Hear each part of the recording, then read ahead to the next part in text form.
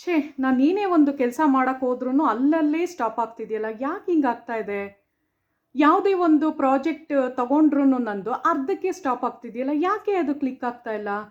ಮತ್ತು ಮನಿದು ಎಷ್ಟೇ ನಾನು ಅಂದ್ಕೊಂಡ್ರು ದುಡ್ಡು ಯಾಕೆ ನನ್ನ ಹತ್ರ ನಿಲ್ತಾ ಇಲ್ಲ? ಈ ಥರ ಹಲವಾರು ಪ್ರಶ್ನೆಗಳು ನಿಮ್ಮ ಮೈಂಡಲ್ಲೂ ಬರುತ್ತೆ ಅಂತ ನನಗೆ ಗೊತ್ತು.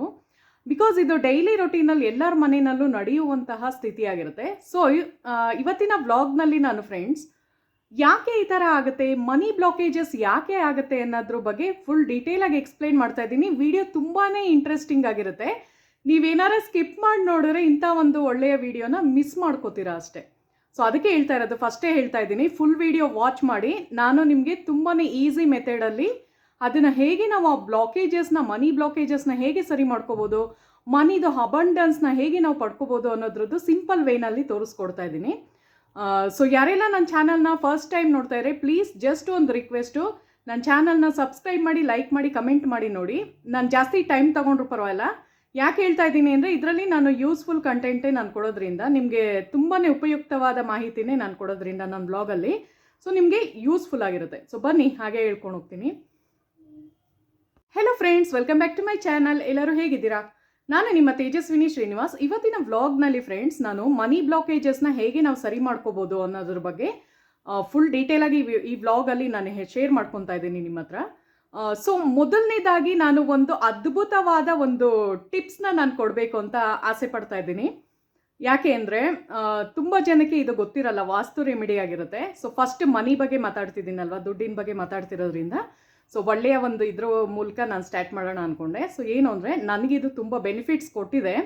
ಸೊ ನಾನು ಹೇಳಿದ್ನಲ್ಲ, ಫಸ್ಟ್ ನನ್ನ ಮೇಲೆ ಪ್ರಯೋಗ ಮಾಡಿ ನಾನು ಎಲ್ಲ ಶೇರ್ ಮಾಡ್ಕೊಳ್ಳೋದು. ಸೊ ಏನು ಮಾಡಿ ಅಂದರೆ, ನಿಮ್ಮ ಮನೆಯಲ್ಲಿ ಅಕ್ಕಿ ಡಬ್ಬಿ ಇರುತ್ತಲ್ವ, ನೀವೇನು ಅಡುಗೆ ಮಾಡುವಂತಹ ಅನ್ನ ಮಾಡ್ತೀರಲ್ಲ, ಸೊ ಆ ಒಂದು ಡಬ್ಬ ಅಂದರೆ ಅಕ್ಕಿನ ತೆಗೆದ್ಬಿಟ್ಟು ಮಾಡ್ತೀರಲ್ಲ, ಆ ಡಬ್ಬದಲ್ಲಿ 5 ಅರಿಶಿಣದ ಕೊಂಬನ್ನ ಇಡಬೇಕಾಗುತ್ತೆ. ಅರಿಶಿಣದ ಕೊಂಬು, ಅರಿಶಿಣ ಅಲ್ಲ, ಅರಿಶಿಣದ ಕೊಂಬುನ 5 ಪೀಸ್ ಇರಬೇಕದು. ಸೊ ಅದನ್ನು ನೀವು ಆ ಒಂದು ಅಕ್ಕಿ ಡಬ್ಬದಲ್ಲಿ ಹಾಕಿಡಬೇಕಾಗುತ್ತೆ. ಸೊ ಎಷ್ಟಾದರೂ ಇರಲಿ ಪರವಾಗಿಲ್ಲ, ನೋ ಇಶ್ಯೂಸ್. ಅರ್ಧ KGದೇ ಇರಲಿ, 1 KGದೇ ಇರಲಿ, 5 KGದೇ ಇರಲಿ, 10 KGದೇ ಇರಲಿ, ಒಂದು ಮೂಟೆಯಷ್ಟು ಆಗುವಷ್ಟು ಇರಲಿ. ನಾನು ತುಂಬ ಹೇಳಿದ್ದೀನಿ, ಮೂಟೆ ತರಕ್ಕೆ ಹೋಗಲೇಬೇಡಿ. ನಮ್ಮ ಮನೆಯಲ್ಲಿ ನಾನೇನು ಗೊತ್ತಾ, ಜಸ್ಟ್ 2 KGನೇ ತರೋದು.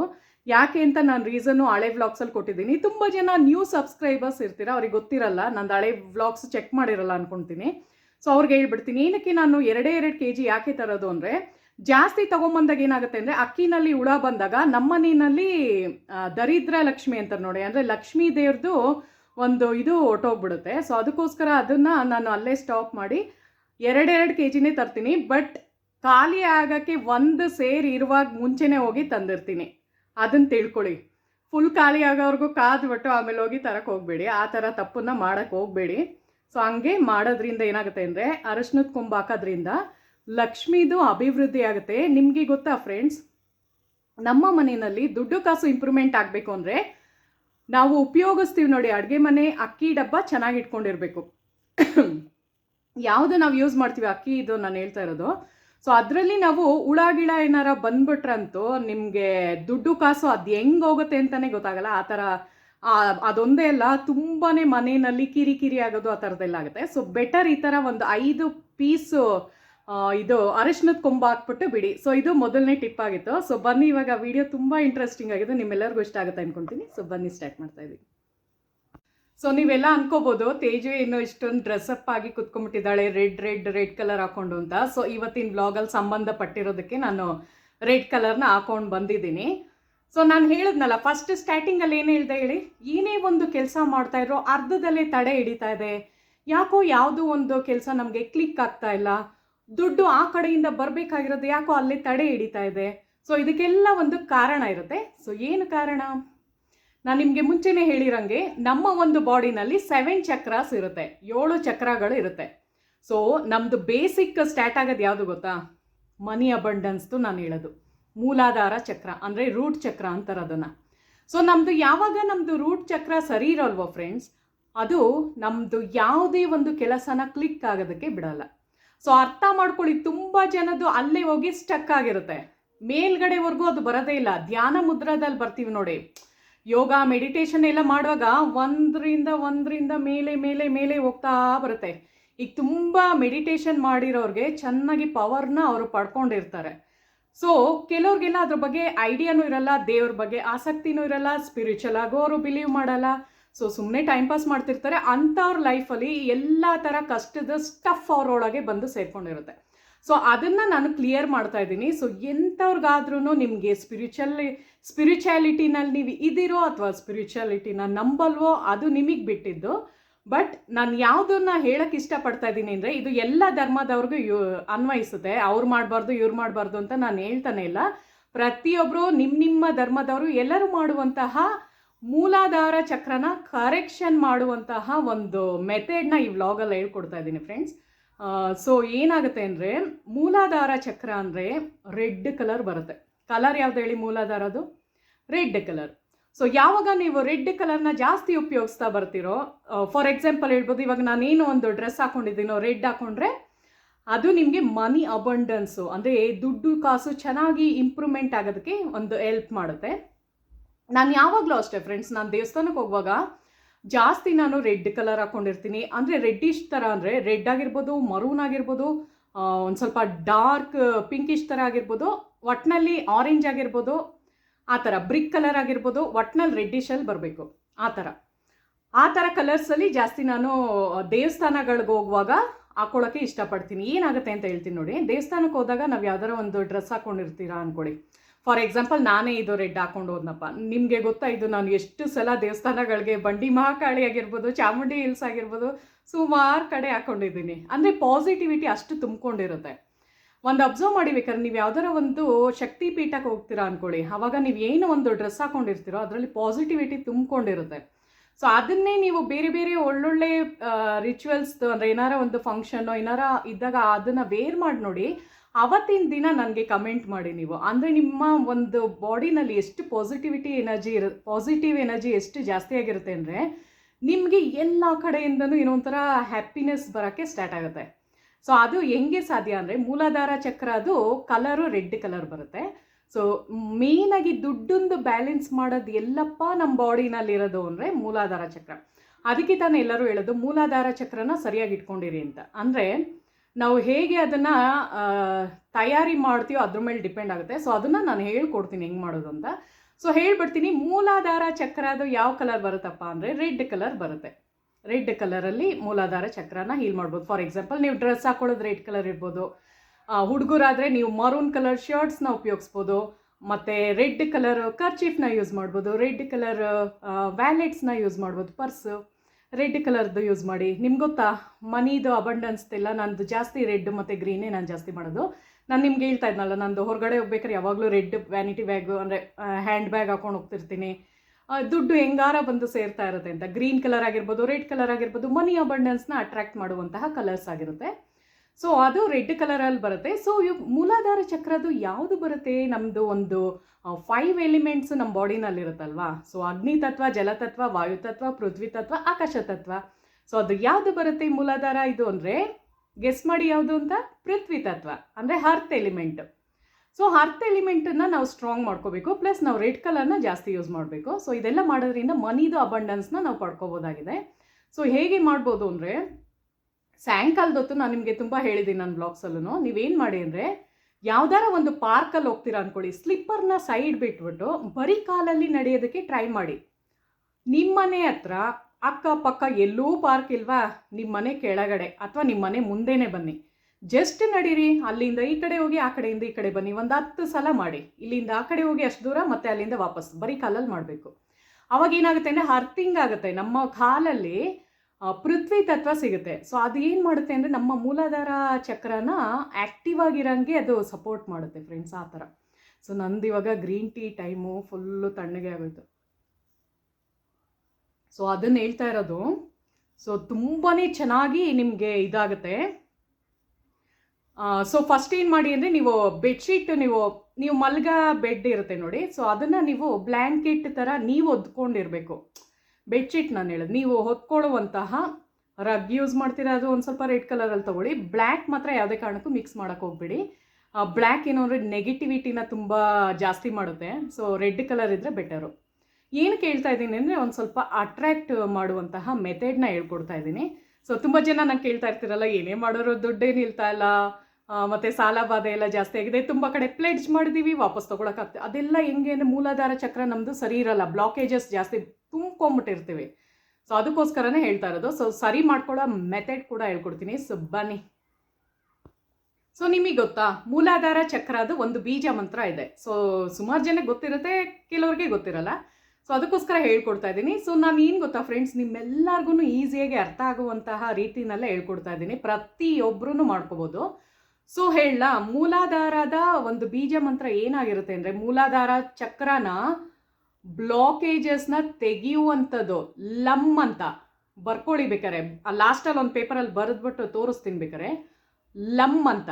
ಸೊ ಅದನ್ನು ನೀವು ಹೆಂಗೆ ಮಾಡಬೇಕು ಅಂದರೆ, ಕಣ್ಣು ಮುಚ್ಕೊಂಡು, 2 ಕಣ್ಣನ್ನ ಹಿಂಗೆ ಮುಚ್ಕೊಂಡು, ಹೇಗೆ ನೀವು ಓಂಕಾರದ ಪ್ರೊನೌನ್ಸ್ ಮಾಡ್ತೀರಾ, ಓಂ ಅಂತ ಹೆಂಗೆ ಮಾಡ್ತೀರೋ ಅದೇ ಥರ ಲಮ್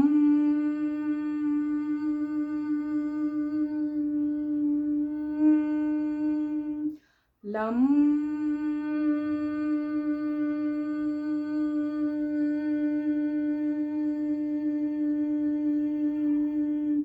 ಲಂ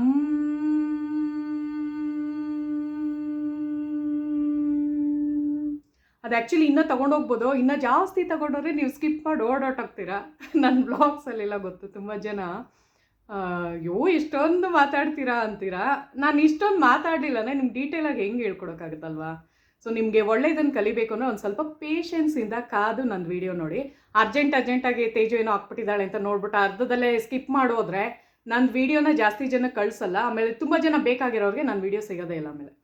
ಸೊ ಲಮ್ ಅಂತ ಯಾವಾಗ ನೀವು ಪ್ರೊನೌನ್ಸ್ ಮಾಡ್ತೀರೋ ಆವಾಗ ನಿಮ್ಮದು ಒಂದು, ನೀವು ಅಬ್ಸರ್ವ್ ಮಾಡಿಬೇಕಾದ್ರೆ ಲಮ್ ಅಂದಾಗೆಲ್ಲ ನಿಮಗೆ ಕೆಳಗಡೆ ಪೋರ್ಷನಲ್ಲಿ ಒಂದು ಸ್ವಲ್ಪ ವೈಬ್ರೇಷನ್ ಆಗುತ್ತೆ. ಸೊ ನಿಮಗೆ ಗೊತ್ತಾ ಲಮ್ ಅಂತ ನಾವು ಯಾವಾಗ ಪ್ರೊನೌನ್ಸ್ ಮಾಡ್ತೀವೋ ಅಂದರೆ ಹೇಳ್ಕೊತೀವೋ ಆವಾಗ ನಮ್ಮದು ಮೂಲಾಧಾರ ಚಕ್ರದಲ್ಲಿ ಒಂದು ಸ್ವಲ್ಪ ವೈಬ್ರೇಷನ್ ಕ್ರಿಯೇಟ್ ಆಗುತ್ತೆ. ಸೊ ನೀವು ಹೇಳ್ಕೊಳ್ಬೇಕಾದ್ರೆ ಲಮ್ ಅಂತ ಅಂದಾಗ ಆ ಥರ ನಾವು ಹೇಳ್ಕೊಂಡಾಗ ಏನಾಗುತ್ತೆ ಅಂದರೆ, ಈ ಒಂದು ಕೆಳಗಡೆ ಪೋರ್ಷನ್ ಅಂದರೆ 2 ಕಾಲನ್ನ ಹಿಂಗೆ ಮಡಚಿ ಚಕ್ಕಂಡ್ ಬಟ್ಲೆ ಹಾಕೊಂಡು ಕೂತ್ಕೊಂಡಾಗ ಮಧ್ಯದ್ದು ಪೋರ್ಷನ್ ಬರುತ್ತೆ ನೋಡಿ, ಅಲ್ಲಿಂದನೇ ಮೂಲಾಧಾರ ಚಕ್ರ ಸ್ಟಾರ್ಟ್ ಆಗೋದು. ಸೊ ನಾವು ರೇಖಿ ಮೆಥಡಲ್ಲಿ ಹೀಲ್ ಮಾಡ್ಬೇಕಾದ್ರೂ ಹಿಂಗೆ ಇಟ್ಕೊಂಡು ಆ ಜಾಗದಲ್ಲಿ ಹಿಂಗೆ ಟಚ್ ಮಾಡಿನೂ ಹೀಲ್ ಮಾಡ್ಕೋಬೋದು. ಅಂದರೆ ಅಲ್ಲಿ ಆ ಜಾಗದಲ್ಲಿ ಸುಮ್ಮನೆ ಹಿಂಗೆ ಇಟ್ಕೊಂಡು ಹೀಲ್ ಮಾಡ್ಬೋದು, ಲಮ್ ಅಂತ ಹೇಳ್ಕೊಬೋದು. ಸೊ ನಿಮಗೆ ಅಕಸ್ಮಾತ್ ಅಯ್ಯೋ ನಮ್ಗೆ ಆ ಥರ ಎಲ್ಲ ಮಾಡೋಕ್ಕೆ ಗೊತ್ತಾಗ್ತಾ ಇಲ್ಲ, ನಮಗೆ ಅದು ಏನು ಅಷ್ಟೊಂದು ಗೊತ್ತಿಲ್ಲ ಅದ್ರ ಬಗ್ಗೆ ಅಂತ ಅನ್ನೋರು ಜಸ್ಟ್ ನೋಡಿ ಈ ಥರ ನಾನು ನಿಮಗೆ ತೋರಿಸಿದ್ನಲ್ಲ, 2 ಹೆಬ್ಬೆರಳು ಮತ್ತು ಈ ಫಿಂಗರು ಮತ್ತು ಹೆಬ್ಬೆರಳನ್ನ ಹಿಂಗೆ ಇದು ಮಾಡಿಬಿಟ್ಟು ಜಸ್ಟ್ ಹಿಂಗೆ ಇಟ್ಕೊಳ್ಳಿ. ಸೊ ಈ ಥರ ಇಟ್ಕೊಂಡು ನೀವು ಲಮ್ ಅಂತ ಹೇಳ್ಕೊಂಡು ಬನ್ನಿ. ಒಂದು 5 ನಿಮಿಷ ಮಾಡಬೇಕಾಗುತ್ತೆ. ಸೊ ಇದು ನೀವು ಕಂಟಿನ್ಯೂಸ್ ಆಗಿ ತುಂಬ ದಿನವೂ ಮಾಡಬಾರ್ದು. ಸೊ ನೀವು ಇದು ಹೆಂಗೆ ಮಾಡಬೇಕು ಅಂದರೆ, ಒಂದು 1 ವೀಕ್ ಮಾಡಿ ನೋಡಿ, ನಿಮಗೆ ಎಫೆಕ್ಟ್ ಗೊತ್ತಾಗುತ್ತೆ. 1 ವಾರ ಮಾಡಿ, ತುಂಬ ಚೆನ್ನಾಗಿ ನಿಮಗೆ ರಿಸಲ್ಟ್ ಎಲ್ಲ ಸಿಗ್ತಾ ಇದೆ ಅಂದರೆ ಒಂದು 21 ದಿನ ಮಾಡಿ.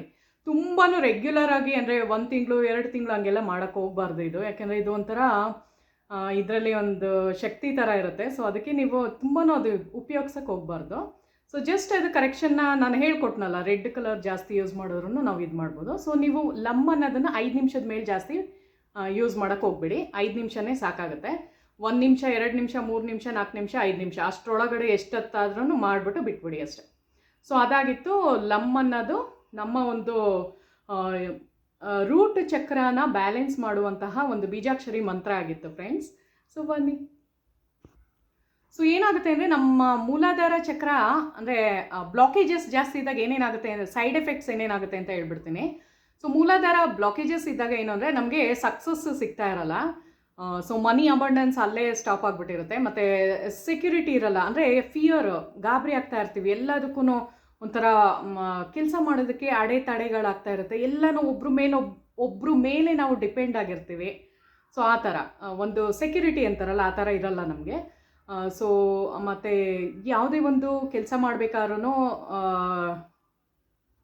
ಏನಂತಾರೆ, ಡಬಲ್ ಮೈಂಡೆಡ್ ಆಗಿರ್ತೀವಿ. ಅಂದರೆ ಕರೆಕ್ಟಾಗಿ ಡಿಸಿಷನ್ ಮೇಕರ್ ಆಗಿರಲ್ಲ ನಾವು. ಯಾವುದೇ ಒಂದು ನಿರ್ಧಾರಕ್ಕೆ ನಾವು ಬರೋಕ್ಕೆ ಸಾಧ್ಯನೇ ಇರಲ್ಲ, ಈ ಥರ ಮೂಲಾಧಾರ ಚಕ್ರ ಬ್ಯಾಲೆನ್ಸ್ ಇಲ್ಲದೆ ಇರೋರಿಗೆ ನಾನು ಹೇಳ್ತಾ ಇರೋದು. ಸೊ ಅದನ್ನೆಲ್ಲ ಸರಿ ಮಾಡ್ಕೋಬೇಕು ಅಂದರೆ ಲಮ್ ಅನ್ನೋ ಬೀಜಾಕ್ಷರಿ ಮಂತ್ರ ತುಂಬಾ ಅದ್ಭುತವಾಗಿ ಕೆಲಸ ಮಾಡುತ್ತೆ. ಮತ್ತು ಇನ್ನೊಂದು ಹೇಳ್ತೀನಿ, ನಿಮ್ಮ ಒಂದು ಈ ಥರ ಮೂಲಾಧಾರ ಚಕ್ರದ್ದೇ ಬ್ಯಾಲೆನ್ಸ್ ಮಾಡಬೇಕಾದ್ರೆ ನೀವು ಇನ್ನೊಂದು ಮೆಥಡ್ ಇದೆ, ಅದು ಹೇಳ್ಕೊಡ್ತೀನಿ ಬನ್ನಿ ಈಗ. ಸೊ ರೆಡಿನಾ ಎಲ್ಲರೂ? ಸೊ ಫಸ್ಟ್ ನಿಮ್ಮ ಒಂದು ಕೈನ ಹಿಂಗೆ ಇಟ್ಕೊಳ್ಳಿ, ಹಣೆ ಮೇಲೆ ಆಜ್ಞಾ ಚಕ್ರ ಇರುತ್ತೆ, ಪ್ಲಸ್ ನಿಮ್ಮದು ಹಿಂದೆನೂ ಹಿಂಗೆ ಇಟ್ಕೋಬೇಕಾಗುತ್ತೆ.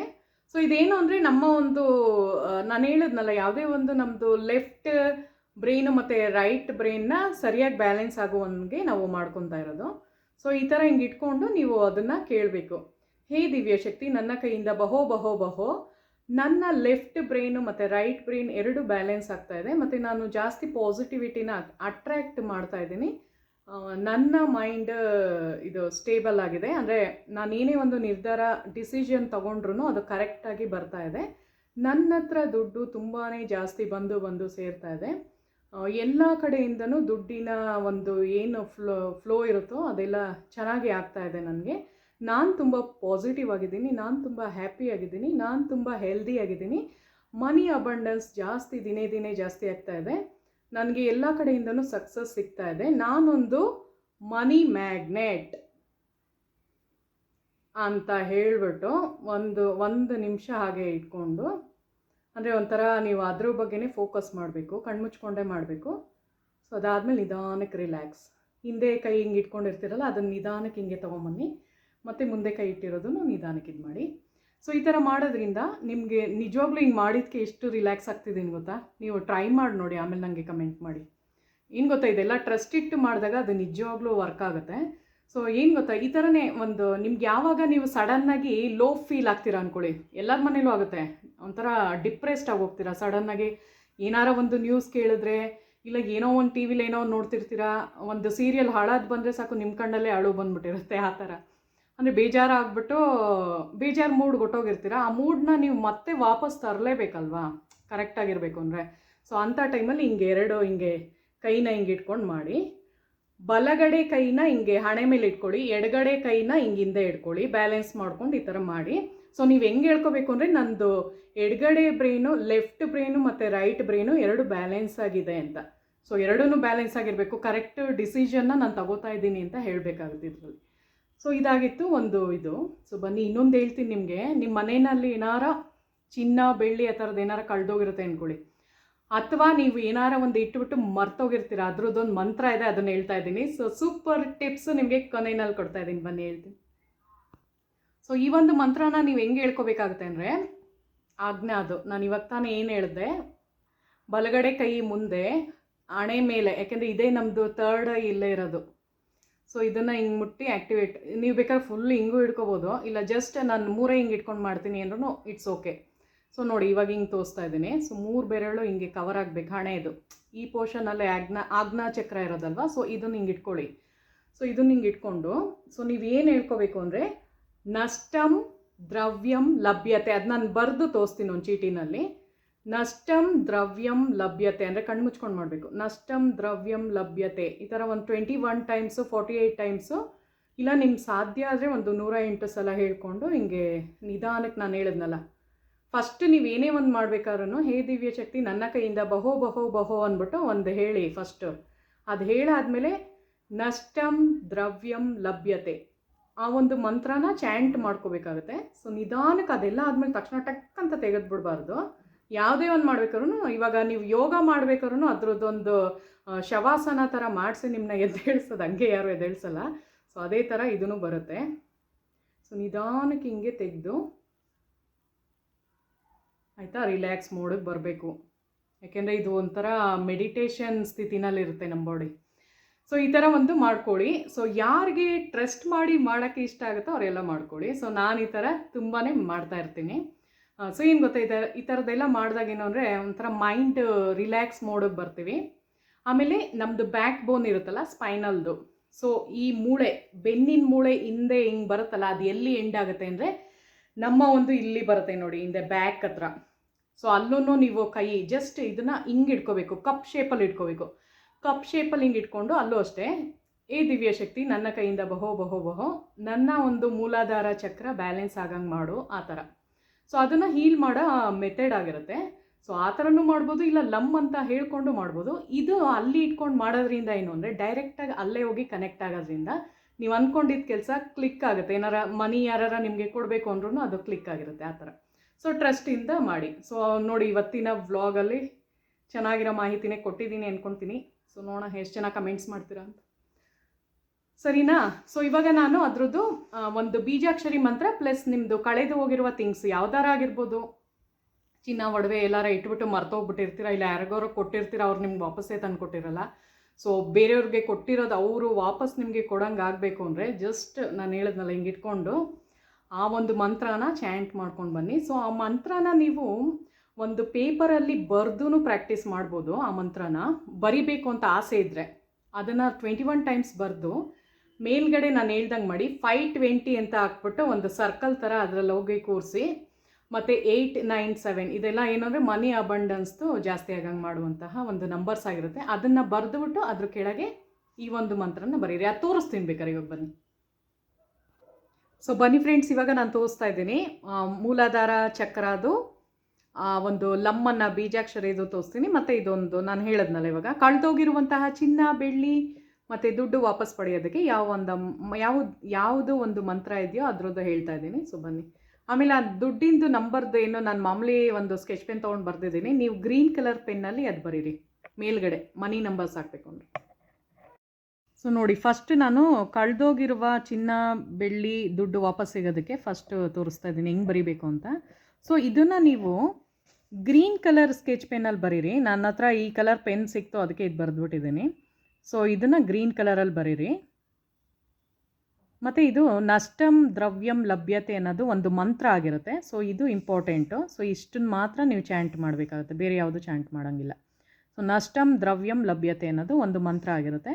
ಸೊ ಇದು ಏನಕ್ಕೆ ಅಂದರೆ ಕಳೆದೋಗಿರುವ ಚಿನ್ನ, ಬೆಳ್ಳಿ ಮತ್ತು ದುಡ್ಡು ವಾಪಸ್ ಪಡೆಯೋದಕ್ಕೆ ಇರುವಂತಹ ಮಂತ್ರ. ಇದು ನೀವು ಸೇವ್ ಮಾಡ್ಕೊಳ್ಳಿ. ಯಾರಿಗಾರ ಇಷ್ಟ ಆದರೆ ನಿಮ್ಮ ಫ್ಯಾಮಿಲಿ ಮೆಂಬರ್ಸ್ಗೂ ಶೇರ್ ಮಾಡಿ ನನ್ನ ವಿಡಿಯೋ, ಯಾಕಂದರೆ ಯಾರಿಗಾರ ನೆಸೆಸಿಟಿ ಇದ್ದರೆ ಅವರು ಇದು ನೋಡಲಿ, ಆಯಿತಾ? ಅದಾದಮೇಲೆ ಲಮ್ ಅನ್ನೋದು ಬರುತ್ತೆ ನೋಡಿ. ಲಮ್ ಅನ್ನೋದು ಬೀಜಾಕ್ಷರಿ ಮಂತ್ರ ಆಗಿರುತ್ತೆ, ಮೂಲಾಧಾರ ಚಕ್ರದು. ಸೊ ಇದಿಷ್ಟೇ ಲಮ್ ಅಂತ, ಲಮ್ ಇದೊಂದೇ ಬೀಜಾಕ್ಷರಿ ಮಂತ್ರ. ಸೊ ನೋಟ್ ಮಾಡ್ಕೊಳ್ಳಿ. ಸೊ ಇವತ್ತಿನ ವಿಡಿಯೋ ನಿಮ್ಮೆಲ್ಲರಿಗೂ ಇಷ್ಟ ಆಗಿದ್ರೆ ಪ್ಲೀಸ್ ನನ್ನ ಚಾನಲ್ನ ಸಬ್ಸ್ಕ್ರೈಬ್ ಮಾಡಿ, ಲೈಕ್ ಮಾಡಿ, ಕಮೆಂಟ್ ಮಾಡಿ ನೋಡಿ. ಮತ್ತು ಹೈಪ್ ಆಪ್ಷನ್ ಇದ್ದರೆ ಹೈಪ್ ಅಂತ, ಸೊ ಜಸ್ಟ್ ನೀವು ಲೈಕ್ ಮಾಡ್ತೀರಾ ನೋಡಿ, ಲೈಕ್ ಮಾಡಿದ ತಕ್ಷಣವೇ ಹೈಪ್ ಅಂತ ಆಪ್ಷನ್ ಬರುತ್ತೆ, ಅಂದರೆ ಕೆಳಗಡೆ ಪಾಯಿಂಟ್ಸ್ ತೋರ್ಸಂಗೆ ಬರುತ್ತೆ. ಸೊ ಜಸ್ಟ್ ಅದನ್ನು ಕ್ಲಿಕ್ ಮಾಡಿ ಅಷ್ಟೇ. ಅದರಿಂದ ನಿಮಗೇನು ಅದರಿಂದ ಏನಾಗಲ್ಲ, ಬಟ್ ನಮಗೆ ಅದು ಪಾಯಿಂಟ್ ಸಿಕ್ಕರೆ ನಮಗೆ ಇನ್ನೂ ಜಾಸ್ತಿ ಜನಕ್ಕೆ ರೀಚ್ ಆಗಂಗೆ ಯೂಟ್ಯೂಬಿಂದ ಮಾಡುತ್ತೆ. ಸೊ ಅದಕ್ಕೋಸ್ಕರ ಕೇಳ್ಕೊತಾ ಇರೋದು, ಲೈಕ್ ಮಾಡಿ, ಸಬ್ಸ್ಕ್ರೈಬ್ ಮಾಡಿ, ಮತ್ತು ಹೈಪ್ ಆಪ್ಷನ್ ಇದ್ದರೆ ಹೈಪು ಕೂಡ ಮಾಡಿ. ಸೊ ಮುಂದಿನ ವಿಡಿಯೋದಲ್ಲಿ ಸಿಗೋಣ. Thank you so much.